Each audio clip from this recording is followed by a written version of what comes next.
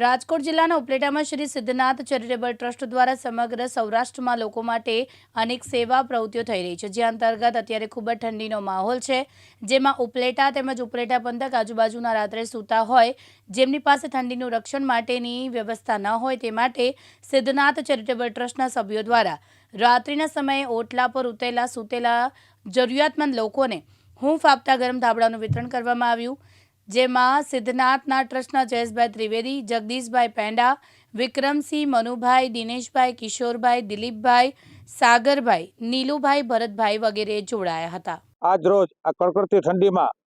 અમારા Siddhnath charitable trust દ્વારા જરૂરિયાતમંદ લોકોને ગરમ ધાબળાનું વિતરણ કરવામાં આવ્યું। આ ધાબળા વિતરણમાં ખાંભા સ્વામિનારાયણ મંદિરના શ્રી વિષ્ણુ સ્વામી તથા વાસુદેવ સ્વામી ઉપસ્થિત રહી અને લોકોને ધાબળા વિતરણ કરી અને આશીર્વાદ આપવામાં આવ્યા। સિદ્ધનાથ ચેરિટેબલ ટ્રસ્ટ દ્વારા અવારનવાર ઉનાળામાં સ્લીપર વિતરણ,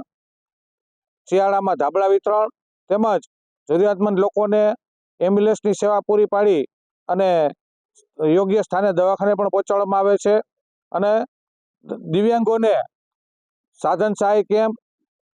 તેમજ દિવ્યાંગોને સર્ટિફિકેટ સહાય કેમ્પ અને રાશન કાર્ડ જેને જરૂર હોય તેને રાશન કીટની પણ સિદ્ધનાથ ટ્રસ્ટ દ્વારા વિતરણ કરવામાં આવે છે। આ સિદ્ધનાથ ટ્રસ્ટના વિતરણમાં અમારા જગદીશભાઈ પૈડા, વિક્રમસિંહ સોલંકી, મનુભાઈ બારોટ, સાગરભાઈ સુવા, નીલુભાઈ ગોંધિયા,